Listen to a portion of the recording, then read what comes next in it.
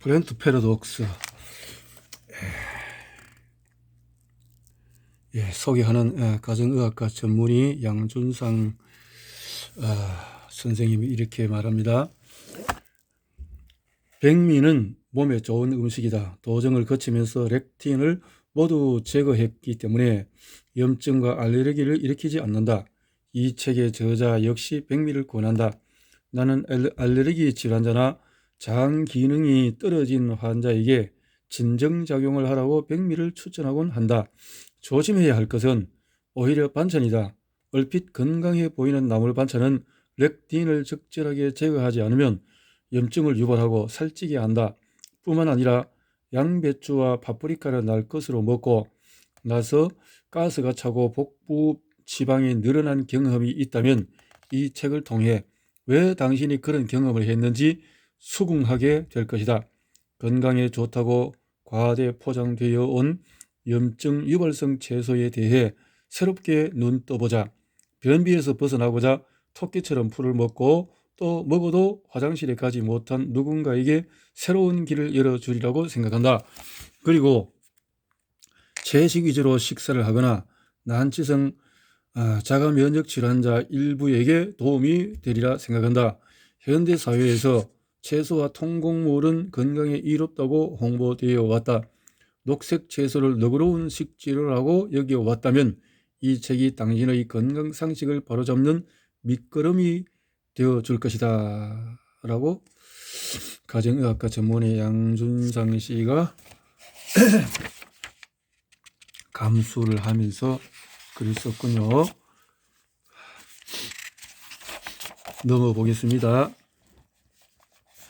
자, 프롤로그에 이 건드리 박사의 체험담이 나오네요. 의사인 나도 렉틴에 당했다. 이 책을 한마디로 요약하면 다이어트, 건강, 체중에 대해 당신이 안 된다고 생각하는 모든 것은 틀렸다. 나 역시 수십 년 동안 거짓말들을 믿고 살았다. 나는 늘 몸에 좋은 음식을 챙겨 먹었다. 심장외과 의사니까 패스트푸드는 거의 먹지 않았고 저지방 유제품과 통곡물을 즐겨 먹었으며 운동도 게을리하지 않았다. 일주일에 45km를 달렸고 매일 헬스장에서 운동했다. 그런데도 고혈압, 편두통, 관절염에 시달렸고 과체중, 고콜레스테롤, 인슐린 저항 상태였다. 머릿속에서는 계속 이런 질문이 나를 괴롭혔다. 다 잘하고 있는데 왜 내게 이런 일이 일어나는 거지? 당신도 뭔가 이상하다고 생각할 것이다. 무엇이 잘못되었는지 모르겠지만 말이다. 식욕을 통제할 수 없거나 특정한 음식에 대한 욕구를 참지 못할 수도 있다. 저탄수화물, 저지방, 팔레오 식품은 농경 이전에 원시 인류처럼 먹고 움직이라는 목표를 가진 식이법이다. GI 지수는 당 지수가 낮은 음식을 먹는 다이어트는 지속할 수 없었을 것이다. 처음에는 성공했을지 모르지만 빠진 살은 다시 돌아왔을 테니까 달리기, 웨이트, 에어로빅 등등등등 이런 고강도의 운동은 군살까지 없애주진 못했을 것이다. 과체중은 심각한 문제다. 하지만은 당신에게 더 중요한 문제는 음식 과민증, 탐식증, 소화장애, 두통, 브레인 포그, 이렇게 머릿속이 안개같이 뿌여서 어떤 표현을 못하는 상태, 에너지 부족, 관절 통증, 조조 경직, 아침에 일어나 한동안 사지 관절이 굳어서 잘 움직이지 못하는 상태에 또 성인 여드름 혹은 당신이 달고 사는 여러 가지 증상들이다. 당신은 어쩌면은 호르몬 이상의 문제를 겪고 있을 수 있다. 혹은 천식이나 알레르기로 고생하고 있을 수도 있다. 건강 이상이나 과체중, 또 자신의 잘못이라고 느끼면서 이것을 죄책감까지도 가졌을지 모른다. 건강상의 문제들은 절대 당신의 책임이 아니다. 그리고 이 모든 것은 바뀔 수 있다. 플랜트 패러독스에 온 것을 환영한다.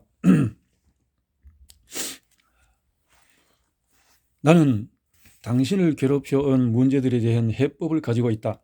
단 건강한 생활에 대해 당신이 알고 있던 모든 상식이 뒤집힐 것이다. 우리에게 깊이 뿌리 내린 신화들을 마구 깨부수기 때문에 충격을 안긴다. 하지만 좋은 소식도 있다. 이 완전히 새로운 정보가 무엇이 당신을 아프게 하고 과체중에 이르게 하고 에너지를 소전시키는지 드러낼 것이다. 대부분의 건강 문제에는 공통된 원인이 있다. 자, 이 내용은 내 논문들을 비롯해서 의학 저널에 발표된 연구들을 기반으로 한다.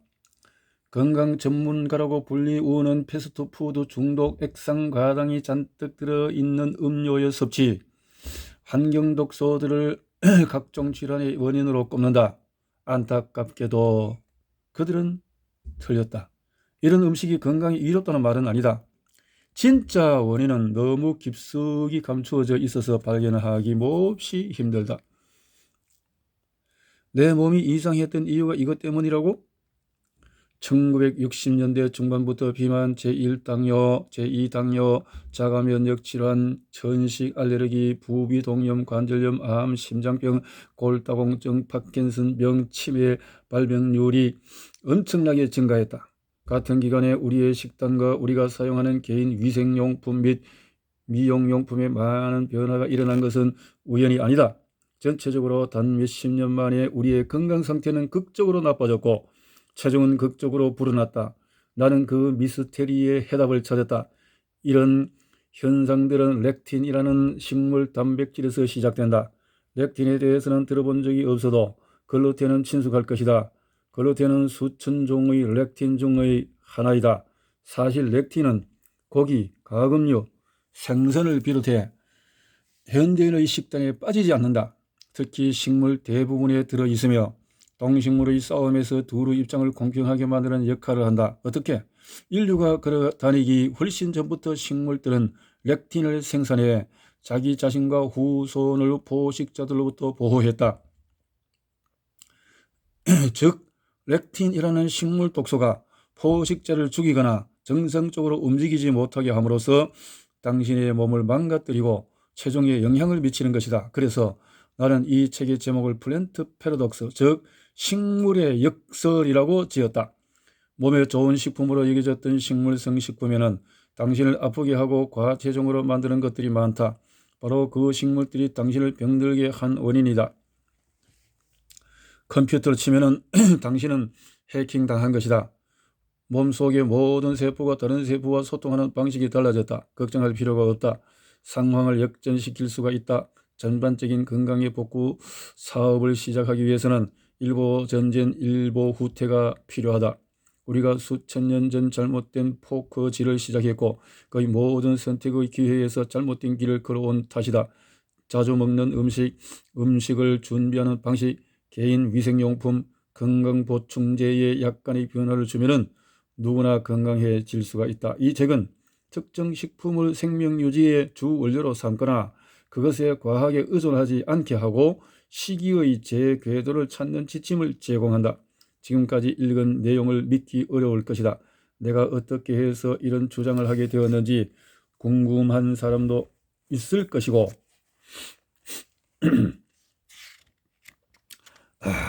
내가 진짜 의사인지 의심하는 사람도 있을 것이다. 간단히 소개하자면 나는 예일 대학교를 우등으로 졸업했고 조지아 의과대학에서 의학 박사 학위를 취득했고 미시간 대학교에서 흉부외과 과정을 밟았고 이후로 마린다 의과대학에서 외과 소아 흉부외과 교수이자 과장으로 16년간 재직했다. 그동안 나는 심혈관 질환, 암, 자가 면역 질환, 당뇨, 비만을 비롯한 다양한 건강성의 문제를 가진 수만 명의 환자들을 보았다. 그러다 2002년 돌연 린다를 떠났다. 당시 나의 결정에 동료들은 무척 놀랐다. 주류 의학계에서 성공한 의사가 어째서 유명 병원의 요직을 버렸을까? 건강이 호전되고 과체중이던 몸이 날씬해진 후에 내게 중요했던 것들이 바뀌었다. 나는 체중이 32kg이나 빠졌고 건강상의 문제를 더는 갖고 있지 않다. 수술이 아니라 식이요법으로 심장을 건강하게 만들 수 있다는 사실을 알게 된 것이다. 이런 일에 매진하기 위해 나는 캘리포니아 산타바라라와 팜스프링스의 국제심장폐 연구소와 그 안에 보건의학센터를 설립했다.